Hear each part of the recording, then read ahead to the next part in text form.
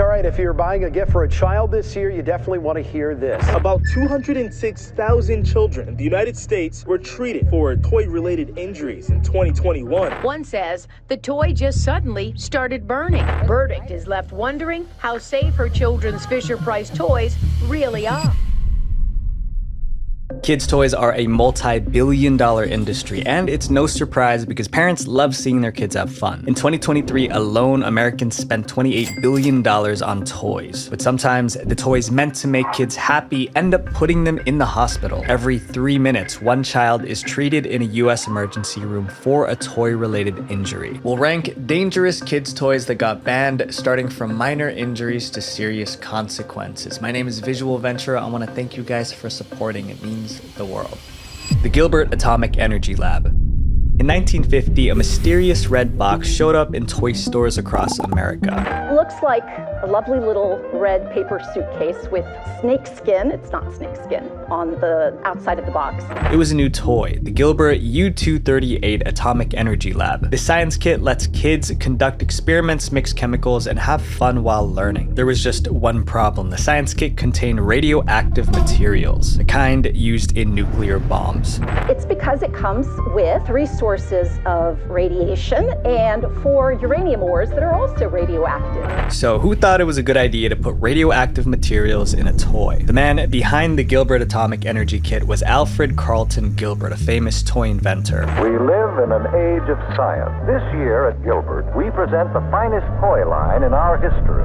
By 1950, people were very interested in atomic energy. World War II just ended, the first atomic bomb had been dropped, and nations were scrambling to build nuclear weapons. Gilbert believed this was the perfect time for an educational toy that taught kids about atomic energy. The toy was marketed to parents as a way to direct their children toward a potential career in science and engineering. It contained a cloud chamber, an electroscope, as well as other devices and chemicals that let kids measure radioactivity. Even though Gilbert promised the toy was safe, one part of the kit was more dangerous than parents thought. The kit came with 4 small jars of real uranium. This uranium released as much radiation as UV rays from the sun. It really did emit very, very low amounts of radiation, but I probably would not encourage children to hold these samples next to their body all day long.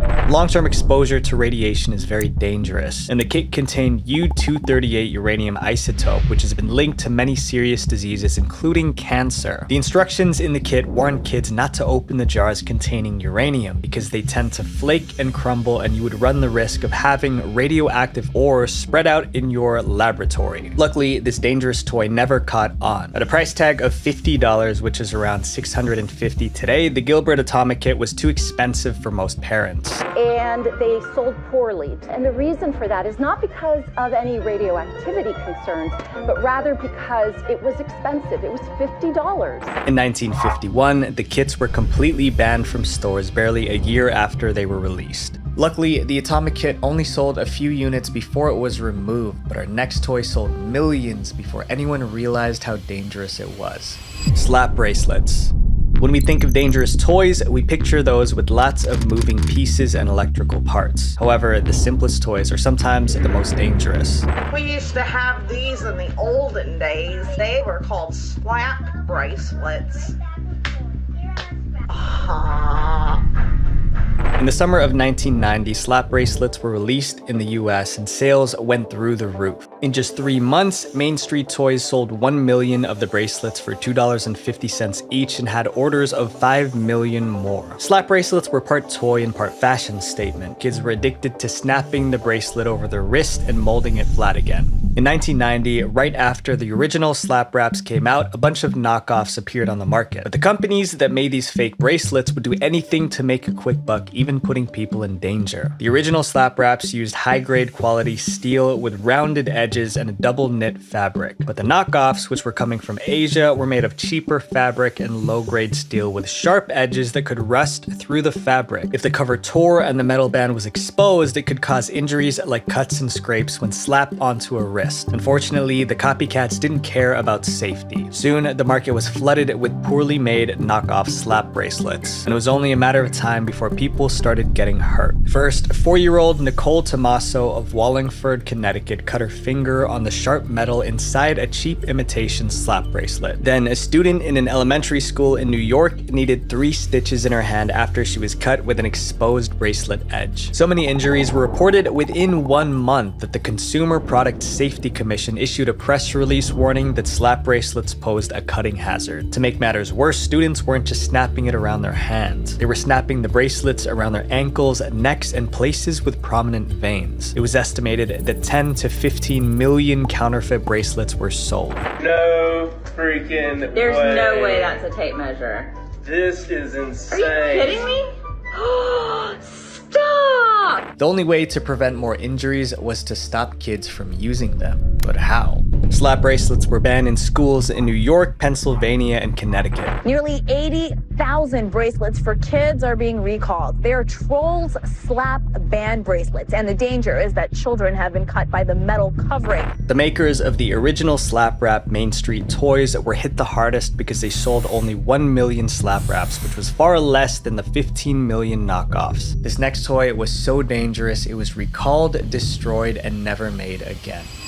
Cabbage Patch Snack Time dolls. In the early 80s, the Cabbage Patch doll was the hottest toy in America. They're each one of a kind. They're Cabbage Patch Kids. You can give them all your love. These dolls were so popular, they set every toy industry sales record for 3 years running. Riots would break out in stores when there weren't enough Cabbage Patch dolls. One desperate store manager in Pennsylvania used a baseball bat to protect himself from the mob trying to snatch up Cabbage Patch Kids dolls. Welcome to another holiday shopping season. When the doors opened at this Wilkes-Barre, Pennsylvania store, the pushing and shoving began. One woman was knocked to the floor and suffered a broken leg. Sometimes things got so chaotic that the police had to come and disperse the crowds. At its peak in 1984 and 1985, sales of the dolls exceeded $500 million annually. However, as the 80s ended, the demand for Cabbage Patch dolls fell. Everyone thought the glory days of the Cabbage Patch doll were over. Until Mattel purchased the rights to the dolls in 1994. Mattel launched a new doll called Cabbage Patch Kids Snack Time Kids. The company believed this new doll would bring back the excitement of owning a Cabbage Patch doll. Little did they know, the Cabbage Patch Snack Time doll was only going to make things worse. The Snack Time doll looked like most other Cabbage Patch dolls, but it had one huge difference. This doll could eat. My Cabbage Patch Snack Time Kid, she really loves to snack. Wow, she really chews. Eating her is so much fun. Your bananas all gone.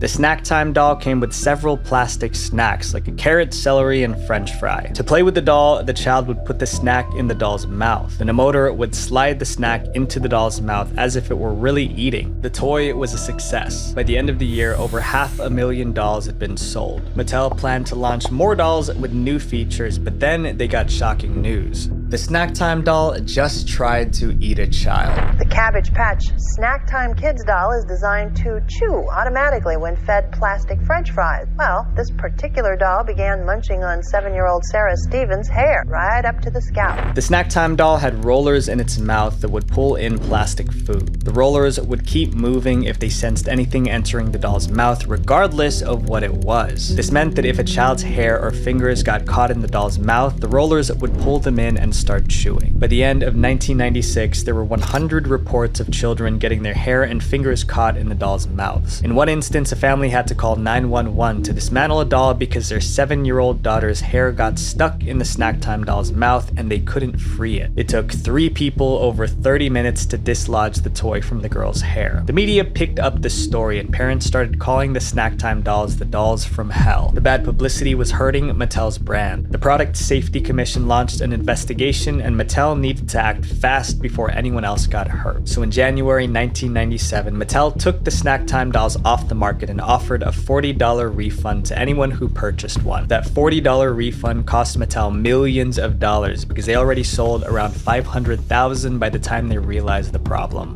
But that wasn't the only time relaunching an old toy caused trouble. This next toy's return triggered a government intervention. The Easy Bake Oven. The Easy Bake Oven was first released in 1963 by a company called Kenner Products. Easy bake, fast as you can. Mix them up Mix 'em up, pour 'em in the pan. Slide 'em in, let 'em bake now. Slide 'em in, slide 'em out, easy bake, wow! Kids could bake small cakes and cookies in the miniature oven just like a grown-up. Little girls loved it so much that Kenner sold 500,000 Easy Bake ovens in the first year of production. In 1991, Hasbro, another big toy company, bought Kenner products and decided to design a new and improved version of the oven. However, Hasbro ended up creating something that sent hundreds of people to the emergency room. In 2006, a new version of the Easy Bake oven hit stores. This one was a purple and pink plastic oven with 4 burners on the top and a front-loading oven. The oven had a small opening where children would slide food in to bake. Sometimes kids would accidentally stick their fingers too far inside and get them trapped in the front opening. After the release of the new model in May 2006, Hasbro received reports of 29 children getting their fingers or hands caught in the front-loading door. 5-year-old Sophia Justice is not happy because these firefighters are trying to remove an Easy Bake oven that is stuck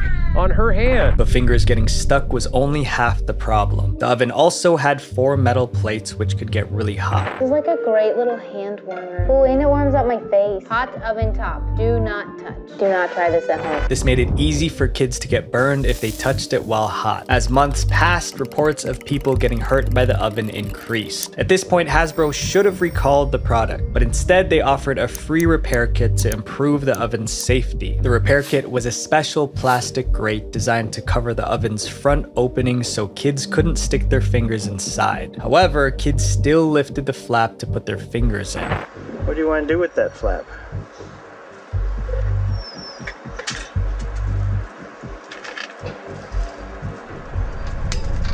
The injuries continued. There were 249 additional reports of kids getting their hands or fingers stuck and 77 reports of burns. In 2007, the parents of a Mississippi girl sued Hasbro for $1.2 million after their daughter got her hand stuck in the oven for more than 3 hours. When her parents couldn't get the toy off, they rushed her to the hospital where emergency room doctors were forced to cut the device off with a bone saw. Parents all over the country were mad and accused Hasbro of recklessly allowing a dangerous product to stay on the market. Eventually, the US Consumer Product Safety Commission banned the toy. And in July 2007, facing criticism, injuries, and lawsuits, Hasbro recalled about 1 million Easy Bake ovens. Even though the 2006 Easy Bake oven was never made again, this next toy caused just as much panic that same year.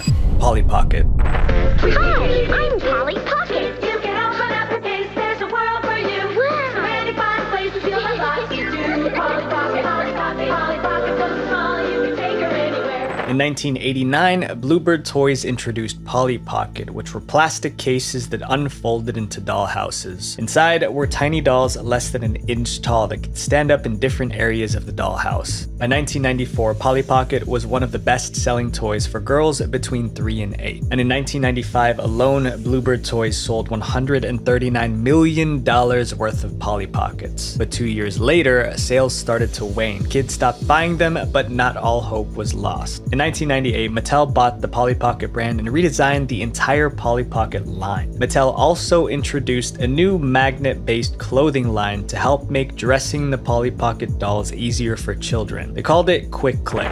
For Quick Click fashion, it's totally wild. Elevator down. Hey, a new outfit. Change the color. A Quick Click. They gave the dolls magnetic hands and feet so Polly was able to better attach or stand in the dollhouse. Millions of parents bought the Quick Click Polly Pocket for their kids. And at first, everything was fine. But then the tiny magnets in the doll's hands, feet, and accessories began to fall off. Some kids ended up playing with these tiny magnets and accidentally swallowing them, which could cause choking. But the danger increased if more than one magnet was swallowed, because multiple magnets could stick together inside their stomach, causing serious complications. Swallowing a magnet isn't like swallowing a penny because they can wreak havoc inside the body. There were over 170 reports of the small magnets falling from Polly Pocket dolls and accessories. However, Mattel didn't take it seriously until those tiny magnets almost took a life. In 2006, 3 people swallowed the Polly Pocket's tiny magnets and ended up in the emergency room. Each of them swallowed more than 1 magnet and required surgery. Luckily, all of them survived. After such a close call, the Consumer Product Safety Commission ordered Mattel to pull the toy off the shelves. In November 2006, Mattel recalled about 4 million Polly Pocket playsets that had magnets in them. The recall cost Mattel millions of dollars and damaged Polly Pocket's reputation as a safe, child-friendly toy. In 2010, Mattel attempted to relaunch a new line of Polly Pocket toys, but it flopped. It seemed parents could never trust Polly Pocket again, and in 2012, Polly Pockets were discontinued in the US.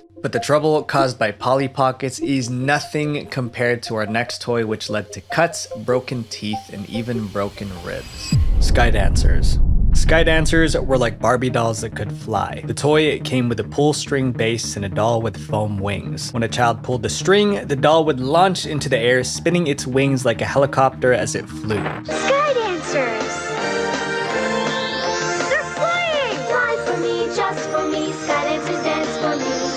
Wow, they really fly! Launched during the 1994 winter holiday season, Sky Dancers became the #1 doll in over 20 countries around the globe. Over 30 million dolls were sold, generating over $350 million in sales for Galoob, the company that created them. It even inspired an animated TV show in 1996. The fact that Sky Dancer dolls could fly while other dolls couldn't made it a favorite among little girls. However, the feature that made Sky Dancers unique was the same one that led to their downfall. To make a Sky Dancer doll fly, it's inserted into the top of the launcher feet first, and the pull cord is pulled to launch the doll. But there was a problem with this approach. While launched into the air, the dolls could sometimes fly rapidly in unpredictable directions and hit anyone nearby. You had toys spinning into the air and just going wherever the wind took them.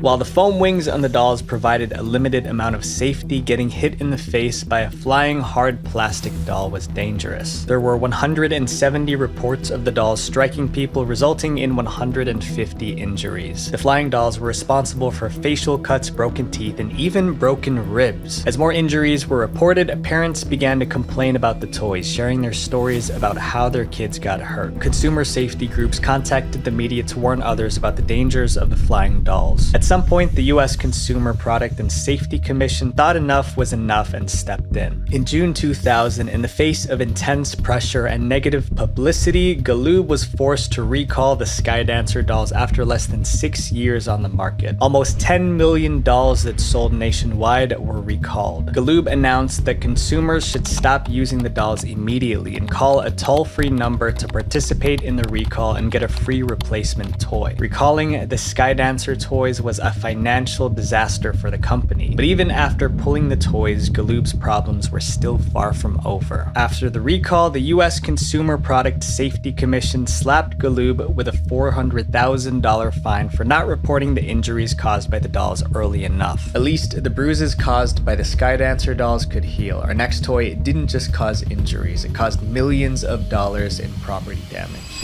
Hoverboards. When a house catches fire, we often think that a stove or faulty wiring is to blame. But between 2015 and 2022, many house fires were started by a toy, specifically a hoverboard. A hoverboard is a self-balancing board that makes the rider feel like they're flying. Although it looks like the hoverboard is levitating, it uses 2 wheels to get around. Most Americans saw hoverboards in the movie Back to the Future 2.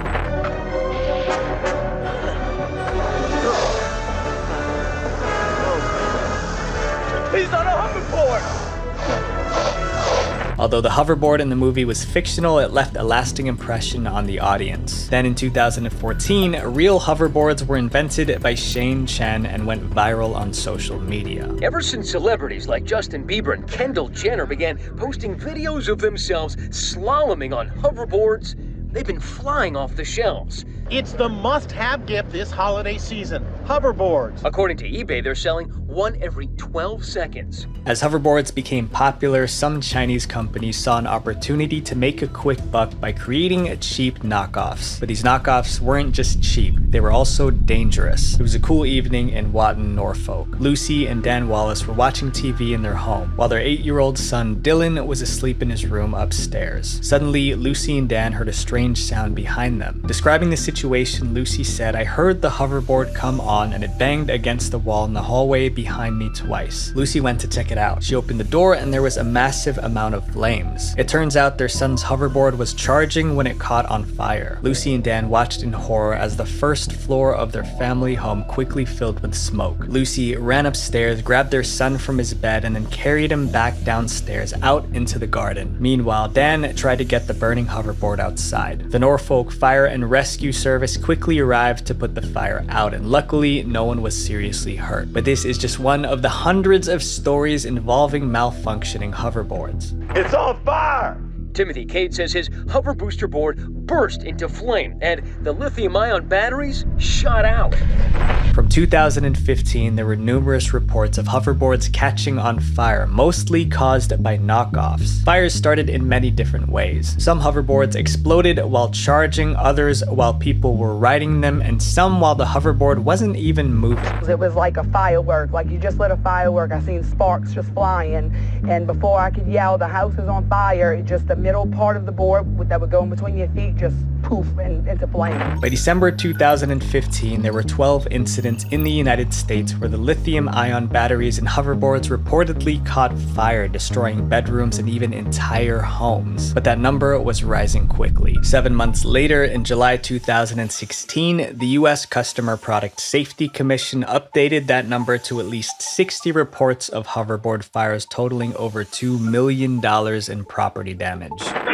It's the terrifying moment a hoverboard catches fire inside a house. In 2022, hoverboards and similar devices caught fire many times, causing 19 fatalities and sending 20 people to hospitals in 39 states. So why were these hoverboards suddenly catching fire? Experts believe that the hoverboard fires were caused by the lithium-ion batteries in the device. The liquid swimming around inside most lithium-ion batteries is highly flammable. Therefore, if the battery short circuits, the liquid electrolyte can heat up so quickly that the battery explodes. For a while, it seemed like hoverboards would become as common as bicycles. But as videos of hoverboard injuries spread on social media, many places decided to ban them. Hoverboards started disappearing in February 2016 when the US Consumer Product Safety Commission threatened to block imports of hoverboards that don't meet safety standards. A few months later, the commission followed through on that threat, recalling 500,000 hoverboards in the United States. Some cities also banned hoverboards. Back. Even if your scooter is working perfectly well, you can't ride these things everywhere. In New York City, it's illegal to ride them on the sidewalks and the streets. The US airline industry followed suit. Many airlines have banned hoverboards on flights. Amazon suspended hoverboard sales and demanded vendors to provide documents proving the devices meet safety requirements. The next story is about the disasters that happened when a food company decided to enter the toy business. Burger King Pokeballs. In 1999, millions of kids were excited about the release of a new film, Pokemon: The First Movie. Training is over. Kids WB presents Pokemon: The First Movie.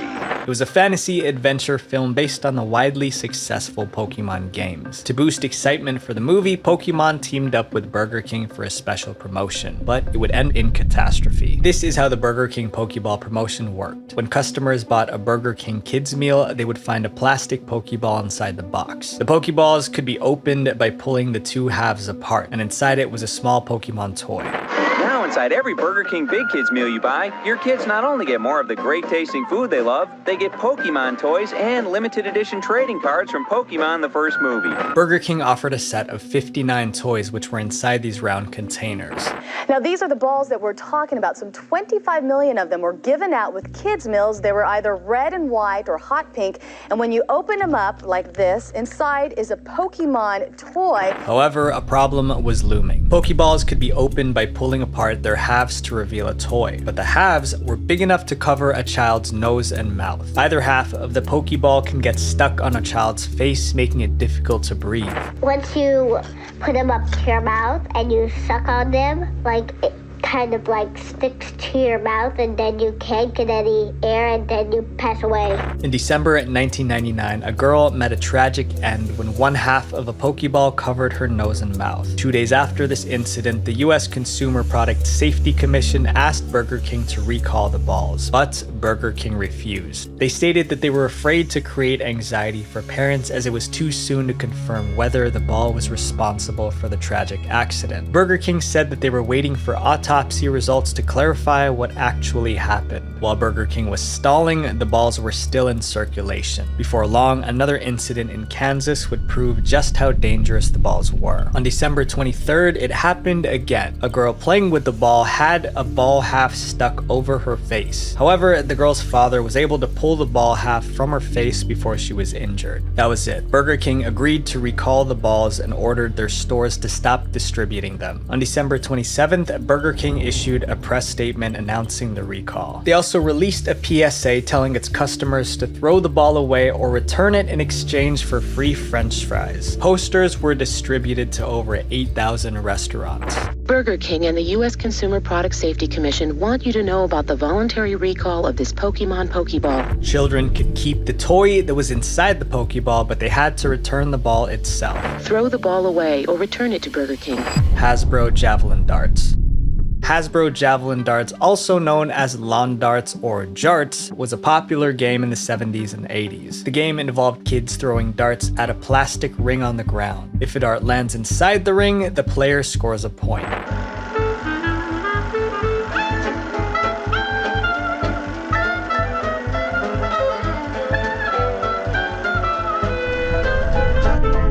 The roots of lawn darts can be traced back to an ancient weapon called the plumbata, used by the Greek and Roman soldiers. During battles, soldiers would throw the plumbata at their enemies in an attempt to injure them. Weighted throwing darts, known as plumbata, are known for being one of the most effective missile weapons of the ancient world. Fast forward to the 1990s, toy companies decided to reintroduce the plumbata as a game called lawn darts. In the 1970s, many toy companies, including Hasbro, modified the plumbata's design and applied for patents. Despite being a literal weapon of war, toy manufacturers believed that they could make an exciting family lawn game and started marketing lawn darts as an exciting outdoor game for the whole family. Unfortunately, all hell broke loose when kids got their hands on them.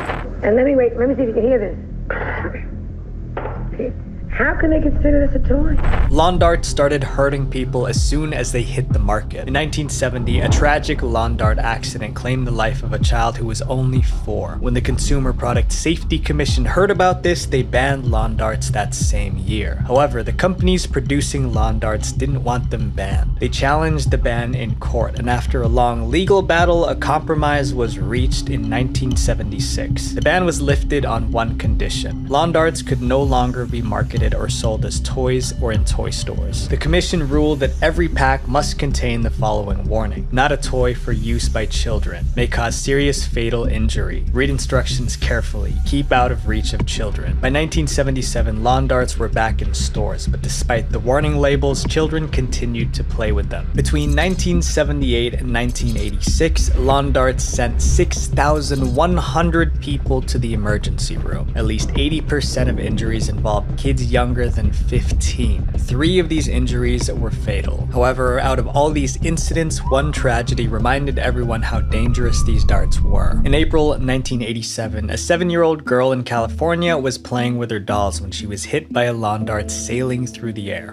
Doing what children will do with a lawn dart, they were just winging them. One sailed over a fence, my daughter was in the front, struck her in the head, and she ran to her mother and I. Sadly, she didn't survive. One researcher estimated that the dart hit her with a force of 23,000 pounds of pressure per square inch. After the loss of his daughter, David Snow started a crusade to get lawn darts banned. There was a warning on the box. It was a 3-foot high box, and there was a tiny warning on the bottom. For a year and a half, David Snow lobbied public officials with phone calls and letters trying to get lawn darts completely banned, and he succeeded. In December 1988, the Consumer Consumer Product Safety Commission banned the sale of all outdoor darts in the US. After the ban, the commission sent out a press release pleading for the public to destroy their darts or keep them out of the hands of kids. This was the second time lawn darts were banned, but the dangerous toy still refused to go away. The 1988 ban made lawn darts illegal to sell, but by the mid-90s, some parents never saw the ban and let their kids play with them. The ban was reissued in 1997 and people were encouraged to destroy the toy. But even after this third ban, vintage sets of lawn darts are still being sold at online auction sites. These incidents with harmful toys remind us to keep a close eye on the kids in our lives. As technology evolves, so should our efforts to protect them, because an ounce of prevention is worth a pound of cure.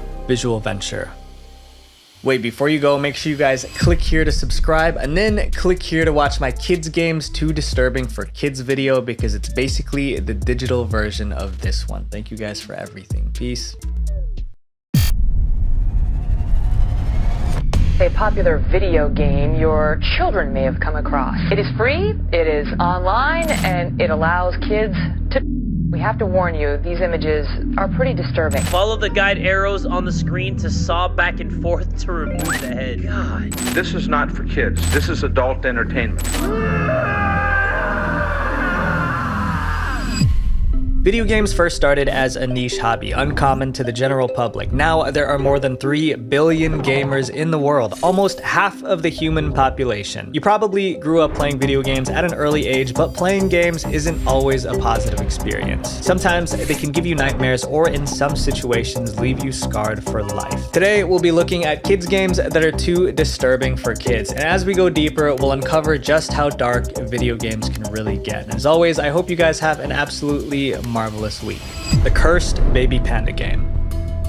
The panda is one of the cutest animals in the world, which also happens to be the mascot of a YouTube channel for kids, Baby Bus. In their description, Baby Bus provides intelligent early childhood educational content for kids up to 6. But what's interesting about Baby Bus is how big it really is. On YouTube, Baby Bus has over 130 million subscribers across multiple channels. Outside of YouTube, Baby Bus also makes a lot of mobile games targeting children, one of them being Baby Panda Dental Care. Released on April 27th, 2020 on the Google Play Store, Baby Panda Dental Care has over 10 million downloads. The game is rated for a 3-year-old audience and allows players to step into the role of a dentist. All patients in the game are cute animals who look for you to fix their teeth. The game is really innocent. But Baby Panda Dental Care wasn't always like this. In 2017, Chick World, another kids mobile game developer, released their own version of Baby Panda Dental Care. It had the same name as Baby Bus's game and similar gameplay, but it looks like this. This version of the game has highly unsettling visuals. There's only one patient, a panda with its dirty yet detailed teeth. The end result is an uncanny valley-like experience. The uncanny valley is used to describe an uncomfortable feeling that we get when something feels human, but it isn't. The panda you meet in the game doesn't look anything like a real panda. It has a mouth that looks human and its eyes are wide open. Throughout the operation, the panda stares at you without blinking. It already feels creepy enough for adults, so for kids it would be even worse. In 2019, Chick World's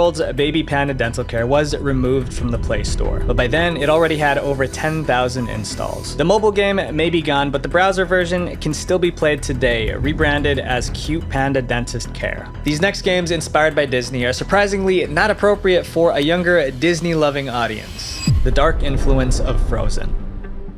Making content for kids comes with a lot of restrictions, but do it properly and you'll hit the lottery. Look no further than Disney. Both Frozen 1 and 2 ranked in the top 5 highest grossing animated films of all time. From the songs to the merchandise, Frozen is a franchise that shaped the childhood of millions across the world. So many brands took advantage of this and created hundreds of thousands of Frozen merch. The catch, most of them are fake, but these unlicensed goods aren't just physical, they're digital too. Fake Frozen games are everywhere. This is just one example, Snow Queen Flying Knife. The goal of this game is to toss knives at targets that appear on a rotating wooden circle. But the circle also has Hans, the villain from the first Frozen movie, strapped onto it. Hitting Hans results in, well, let's just say, really graphic imagery and screaming. But that's not even scratching the surface of how weird these fake Frozen games can get. A lot of these games put players in the role of a surgeon, operating on Frozen characters in a gruesome fashion. Elsa Cesarean Birth is a game where you have to help Elsa give birth by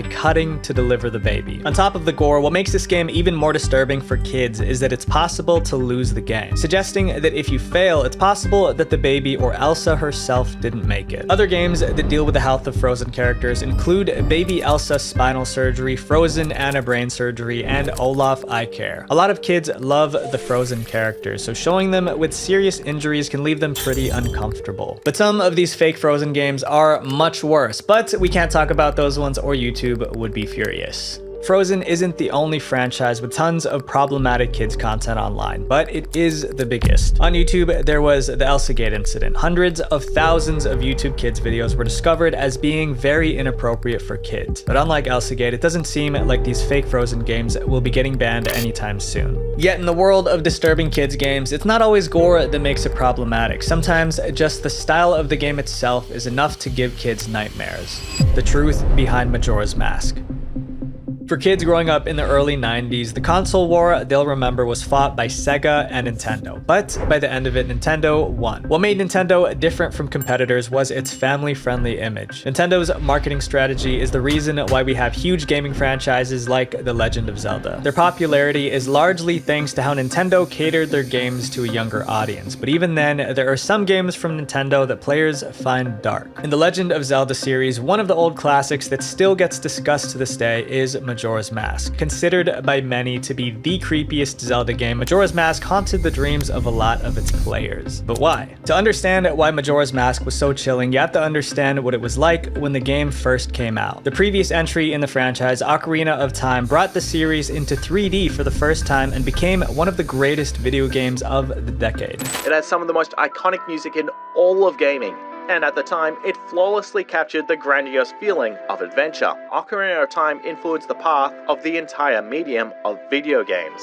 To follow up on this historic achievement, Eiji Aonuma, the lead designer of the Zelda games, was given an impossible task. He had to develop the sequel to Ocarina of Time within a year. The stress of this deadline gave him nightmares. According to an interview, it was these nightmares that inspired the dark elements of Majora's Mask. And on April 27, 2000, the game was finally released for the Nintendo 64. So from Link being a triumphant hero in Ocarina of Time, how does Majora's Mask kick things off? With Link getting robbed and being transformed into a plant-like creature. Right off the bat, the game has a pretty grim tone, and to make matters worse, there is a time limit that plays an important role in the game. It deals with some pretty dark stuff, especially at its time of release and for a Zelda game. I mean, you have 3 days to save Termina, or everyone gets crushed by a moon that's inching ever closer by the second. For a lot of kids who didn't know what they were doing, they were greeted by this bad ending of the moon destroying everything. The moon itself is the stuff of nightmares, with an evil face always looking down at the player. The game's depressing atmosphere is thanks to the fact that its world is ending in 3 days. Some characters in Majora's Mask either live in denial or in complete hopelessness. For example, the swordsman at the school says he's not scared of the falling moon and thinks he can cut it into pieces. But in the final 6 hours before the moon falls, if you go to the school, the swordsman barricades himself in a hidden room curled up crying, terrified of what's to come. If you beat the game by saving the world, no matter what you do, there is no happy ending. In the end credits, most of the residents of Termina are celebrating, except the Deku butler, one of the characters you meet in the game. The game's good ending always shows him mourning the loss of his son. It's grim moments like this throughout the game that fills the player with a sense of emptiness. In the end, Majora's Mask was a game born from the nightmares of its creator and brought to life. Fast forward 20 years later, and the game is still being analyzed by YouTubers to this day. Majora's Mask also inspired Ben Drowned, one of the most popular internet horror stories from the mid-2000s. Surprisingly, Majora's Mask isn't the only Nintendo game inspired by its creator's experiences. The game in our next chapter turns its creator's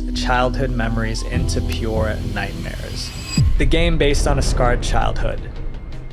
While Majora's Mask explores a darker, more mystical world, let's shift gears to something more grounded in reality. This video sponsor, War Thunder. War Thunder is a vehicle combat MMO game with more than 2,500 tanks, planes, helicopters, and ships to choose from. These vehicles are legit very realistic. The game has beautiful graphics and sound effects to immerse you in the experience. So when I was a kid, I wanted to become a fighter pilot and spent hours researching fighter jets. I can tell you that War Thunder pays attention to detail. detail. They have a sophisticated vehicle damage model with every vehicle broken down into its specific parts like the engine and fuel tank. And the craziest part to me is the damage X-ray. When you get hit, vehicles suffer damage to their components and the crew inside. Play War Thunder for free on PC, PlayStation, or Xbox now by using my link in the pinned comment or description. New and returning players that haven't played in 6 months get a massive bonus pack. That includes premium vehicles, the Eagle of Valor, 100,000 Silver Lions, and 7 days of premium account. To celebrate the new year 2024, all players can, until the end of January, also claim 3 exclusive Gaijin snail decals to decorate your vehicles. While The Legend of Zelda is a household name at this point, Earthbound doesn't exactly have the same recognition. Released on June 5th, 1995, Earthbound, a traditional Japanese role-playing game, was brought to the Super Nintendo. In Earthbound, you control 4 kids who go on an adventure to save the world. The game looks innocent enough with its colorful environments and quirky humor, but it also has dark moments. Underneath Earthbound's innocent appearance are creepy sequences scattered throughout the game. Early on in the game, you'll come across Happy Happy Village. This town is home to the Happy Happiest, a cult whose members look like certain cult members in real life. Later on in the game, you arrive at a location called Moo. Here, one of your party members, named Pooh, have to undergo training by meditating. During the meditation, an ominous face will descend on Pooh, engulfing him. All this happens while a dark ambient track plays in the background. The face will then ask your permission to break Pooh's legs and remove his arms, among other disfiguring acts. Selecting no will cause the player to fail, and they'd have to repeat the meditation from the beginning. Even though it's just text-based, it's pretty chilling, especially for a younger player. It's even more twisted when you remember that Pooh is slightly younger than Ness, who is just 13. But the scene doesn't compare to the terror that is Gygus, the game's final boss. The fight against Gygus is unlike anything gaming has seen before. It doesn't have hype music or a grand stage, just a nightmarish background with distorted sound effects. The fight is divided into 5 stages, each filling the player's soul with dread. What makes this fight so chilling is the image of Gygus itself, which is thought to be based on an unborn child inside the mother's womb.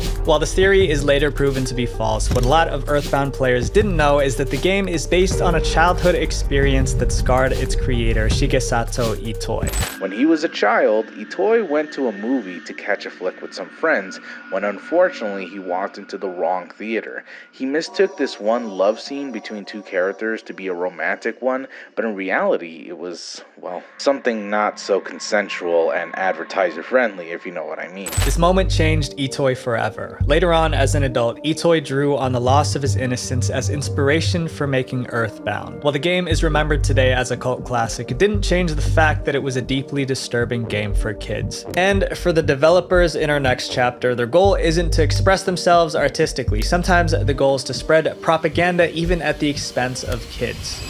PETA's disturbing propaganda. People for the Ethical Treatment of Animals, or PETA, is an animal rights group with an interesting history. Online, you can find hate for the organization almost everywhere. PETA is known for its outlandish publicity stunt. You might not know this, but surprisingly, they've also made a few video games. A lot of these games are parodies of beloved Nintendo titles. They're free and can be played on PETA's website. But unlike the Nintendo games that they're based on, PETA's versions aren't very kid-friendly. Pokemon Black and Blue is a good example of this. The game's cover art shows Pikachu and other Pokemon injured. The player versus player combat is similar to Nintendo Pokemon games, but very short, with only 4 fights in total. But after the first fight, Nurse Joy, the nurse in all the Pokemon games, will appear to give you a treasure chest. Choosing to accept the treasure chest will open a new tab that plays a video. That's a pig, Luke! Alright, we're not playing that. That's... Oh... Okay, so nothing is worse than getting a shock video. Oh, essentially what you have is a shock video here, like, right? Yeah. And then decorating that in a children's video game. Yeah. And using that as a mechanism to show and shock people. Pretty bad. To try and push off your propaganda. That is up. PETA repeats this formula in a lot of their parody games. In their second Pokemon parody game, Pokemon Red, White, and Blue, you fight against McDonald's characters. After the first fight, you'll be asked if you want to open a treasure chest, which takes you to an age-restricted video. Besides the video, the gameplay of both Pokemon games isn't too disturbing, but the same can't be said for PETA's Cooking Mama parody game. The original Cooking Mama game is a series of cooking simulators made up of a lot of cute mini-games. PETA's version has you preparing a turkey for Thanksgiving. The game shows a lot of blood and internal organs, and like the Pokemon parodies, it's also linked to an external video. Cooking Mama's audience is obviously kids, and they very easily could stumble upon this game.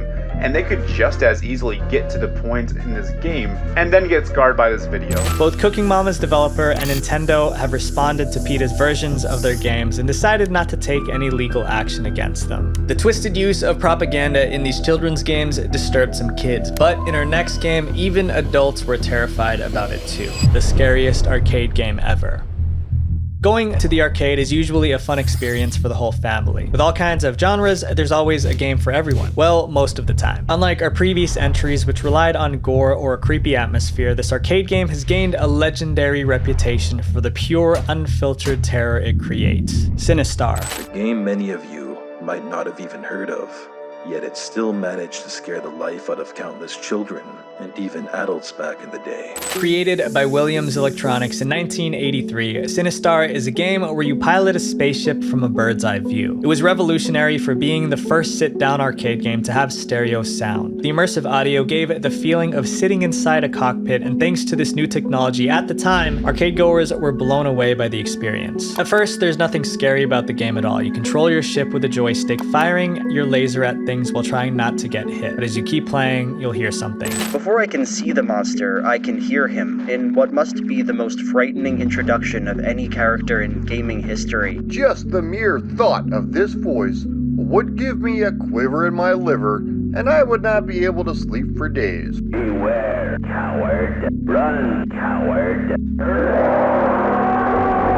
That was the voice of the game's boss, Sinistar. All of Sinistar's lines were recorded by Chicago DJ John Dormus, except for one line. Sinistar's iconic scream was a lion's roar recorded from a zoo. This was the roar that struck fears in the hearts of countless children back in the 80s. But it wasn't just the voice. Sinistar is one big monstrous face that relentlessly chases the player down. Your spaceship's attacks do not work on Sinistar, and the only way to beat it is to collect the crystals. These crystals turn into weapons called Cinnabombs, which is the boss's only weakness. The game never gave clear instructions on this mechanic, so for a lot of kids playing this back in the day, the sudden appearance of this unbeatable force of nature made their blood run cold. This was also before the internet was a thing, so most players never figured out how to beat Sinistar. Those who do defeat Sinistar will be shocked to learn that he keeps coming back. The game's difficulty and its terrifying reputation ended up costing the developer Williams Electronics. Sinistar did not become a commercial success when it first launched, but decades later, the arcade game now has a huge cult following as a collector's piece. Sinistar is a blast from the past for many adults today. The game's amazing use of sound set the trend for many horror games today. But sometimes when a business strategy doesn't work, you have to try out new trends that run an entirely different form of inappropriate content. The game where you choose your own story.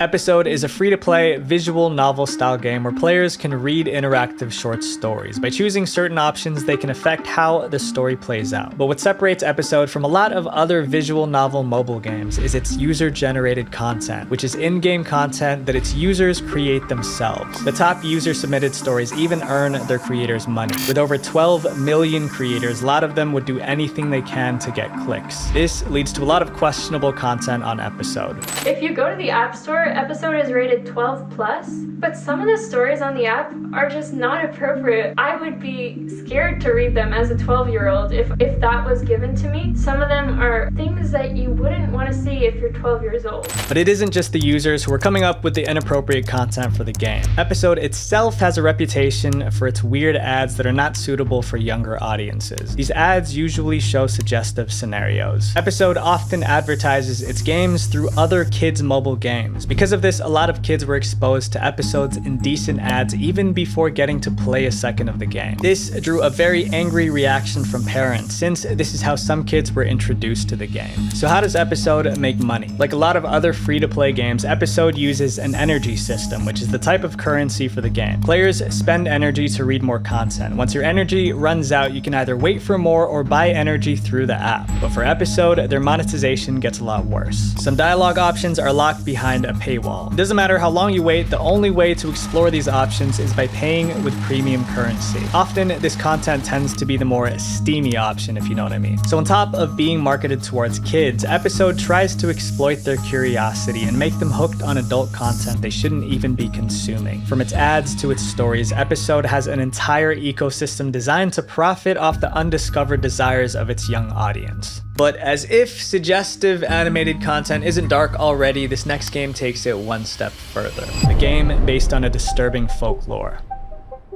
Not all games are created for the sake of enjoyment. Take for example the game Cosmology of Kyoto, an educational PC game released in Japan back in 1993 and North America a year later. Even though it had glowing reviews, the game didn't do well commercially. Cosmology of Kyoto barely had any players, but there were still some kids who stumbled across the game only to get scarred from the experience. Over the years, Cosmology of Kyoto gained a cult following because of just how eerie it was. It's even Guillermo del Toro's favorite game, director of famous films like Hellboy. But just what is it that makes Cosmology of Kyoto so unsettling? To answer that, we have to travel back in time to the Heian period in Japan at around the year 1000. This is when the game takes place, and right off the start you can feel that something's off. The illustrations are all gorgeous, with a muted color palette and deep shadows, giving it a dark and creepy edge. The sky in the background and the empty, eerie streets really give this game a forlorn and foreboding feel. Cosmology of Kyoto doesn't have a clear goal. You can go anywhere you want around the ancient capital of Kyoto, meeting various people and even demons. Depending on how you act in these scenes, your karma will change. It determines which Buddhist hell your character is sent to when you're defeated. This is what terrified kids who played the game back in the day. Most of these hell scenes show your character being tortured by monsters. And depending on which hell you end up in, the scenes can be stomach-turning. Once you leave hell, your character will reincarnate into a different person. Sometimes you'd even reincarnate as a dog. Unfortunately, there's a lot of encounters in the game that can send your character to hell, but if that wasn't inappropriate enough, there's gameplay showing characters exposed. But even with its gruesome imagery, Cosmology of Kyoto can be educational. Every single person you meet in the game is based on real-life accounts or folklore, and you can read up on these details through the game's reference menu. It's like having an encyclopedia of ancient Kyoto and Japanese history and folklore at your fingertips. Violence and indecent content are captured through Cosmology of Kyoto's unique art style. Others like taking a more real-life approach to video games, making them feel uncanny.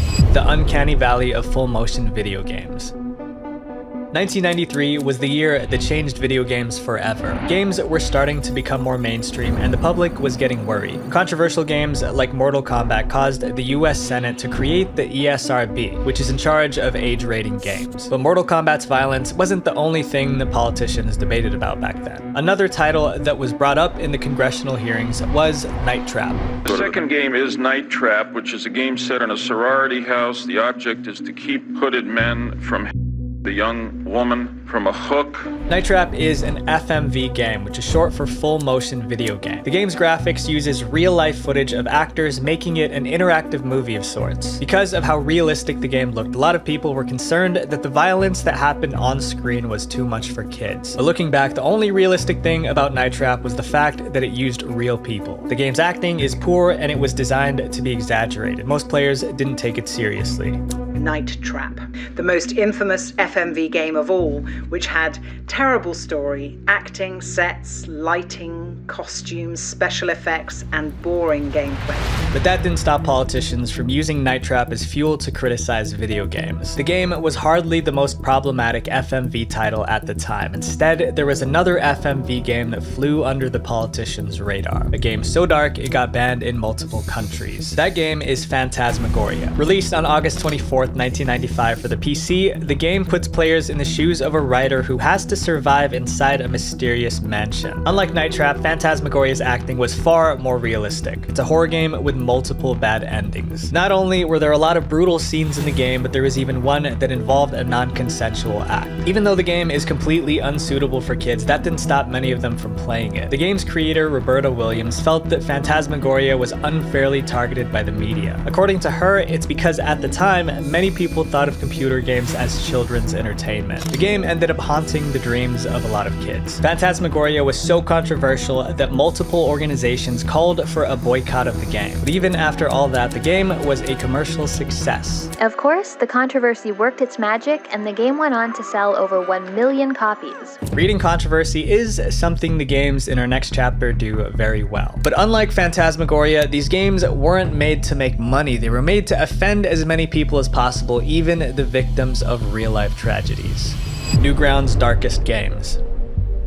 On December 31st, 2020, Adobe Flash Player, which was a program used for many online games, was officially discontinued. Unless your page had certain features, that meant you couldn't play Flash games anymore. But with the end of Flash came one game that took the world by storm: Friday Night Funkin'. In 2021, Friday Night Funkin' went viral as a rhythm game with an art style inspired by many Flash games that came before it. It was everywhere: YouTube, TikTok, mod pages, bootleg merch, Roblox, in-class talent shows. At a time when people were stuck in lockdown, Friday Night Funkin's early 2000s aesthetics reminded players of the good old days. It unleashed new life into Newgrounds, the biggest community of Flash animations and games. This helped the new generation of young gamers rediscover an old part of internet culture, including its darker sides. You see, one character in Friday Night Funkin' is Pico. What a lot of players don't realize is that Pico is originally from a different game called Pico's School. Developed by Tom Fulp, the founder of Newgrounds himself, Pico's School was released way back in 1999. You play as Pico, a survivor of a school tragedy. The goal of the game is to defeat the perpetrators behind the tragedy and save the school. It's also based on a real-life incident that happened that same year in 1999. But even then, Pico's School is only the tip of the iceberg compared to some of Newgrounds' darkest titles. There were several other Flash games on the site that were also inspired by real-life tragedies. Unlike Pico's School, games like VTech Rampage put you in the shoes of the perpetrator. To beat these games, the players had to commit atrocities similar to what happened in real life. Worst of all, they even featured characters who shared the same identity as the victims in real life. When asked why these games were made, the creator who made both of them said, "Because it's funny." Making so many angry has won me enough points for the rest of my life. These games stirred up a storm of controversy that family members of the victims even responded. It's absolutely disgusting that somebody thinks this is funny. And we're all suffering. All the families are suffering. Because Newgrounds values the artistic freedom of its creators, a lot of these games can still be played on the site today. Whether or not you agree with it, Newgrounds can be seen as a kind of time capsule, preserving both the good and bad sides of the internet. And for a lot of kids in the early 2000s, it was their childhood, even if some ended up getting scarred from it. This was also the case for our next game,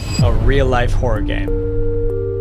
What happens if the video game you're playing isn't just a game anymore? What if you yourself become a character in a video game? These were the questions thousands of kids came face to face back in 2008 in the browser game Hotel 626. Back then, rumors spread online of a creepy browser game that you could only play between 6 p.m. to 6 a.m., forcing you to play it at night. Hence the name Hotel 626. If you head to hotel626.com, you'll be brought to a page where you have to type in your personal details. In order to play the game, you even had to turn on your webcam and microphone. Once you type everything in, the game starts. Hotel 626 was an FMV browser game, so the graphics used real-life footage. The game gives you a series of tasks, with each one being more extreme than the last. One of them even needs you to use your microphone to sing a lullaby to a baby. If you fail, you'll get jump scared. But it's the fourth task that completely paralyzed players in fear. What you see next is hanging Polaroids of faces from other players. At the start of the game, when you click agree to using your webcam, your picture is taken without your knowledge, and you are now on one of these Polaroids. You have to quickly look through rows of faces until you see yourself and click on it. So after seeing your own photo taken without you even knowing, how could it possibly get worse? Unfortunately, the answer to that question comes when your phone in real life starts to ring. And when you pick it up, this is what you'll hear.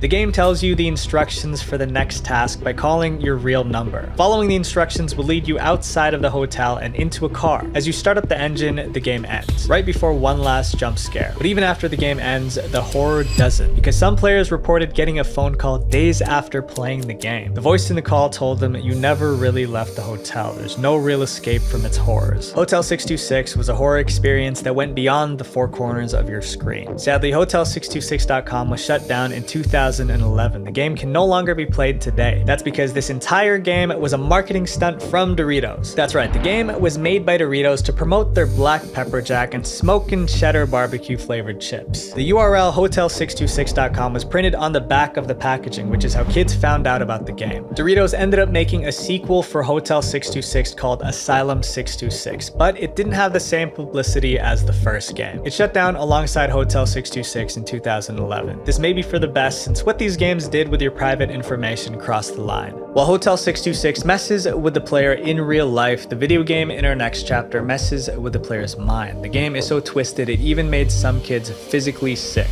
The dangers of dark Roblox games.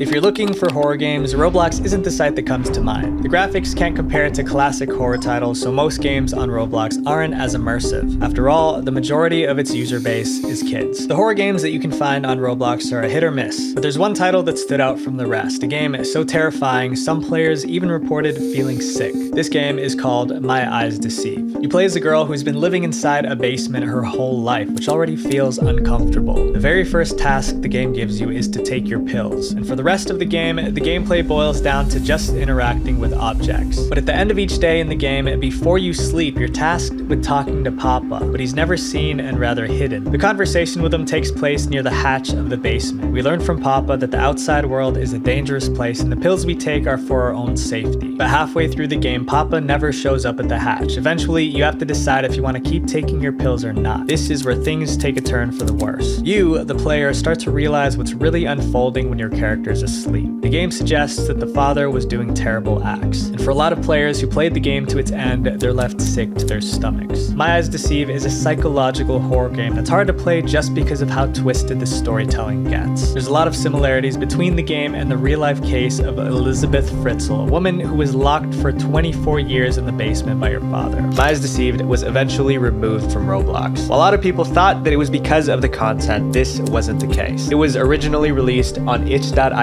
by an indie developer called Nowadev. One Roblox user asked Nowadev if they could recreate My Eyes Deceive on Roblox, which is how it came to be on the platform. And it got so popular that even big YouTubers like Markiplier played it. Nowadev felt upset that his original version on itch.io got completely overshadowed by the Roblox version, so he wanted it taken down. At the end of the day, children's safety should always be top priority. But that will never stop some creators from developing absolutely horrible games like some of the violent and disgusting reenactments we've talked about. If you see young ones consuming gaming content that they probably shouldn't, educate them, because you never know. It may make a bigger impact on their future than you think.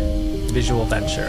Thank you to War Thunder for sponsoring this video. Play it for free on PC, PlayStation, or Xbox now by using my link below. New and returning players that haven't played in 6 months get a massive bonus pack, including premium vehicles. And until the end of January, all players can get 3 exclusive Gaijin snail decals.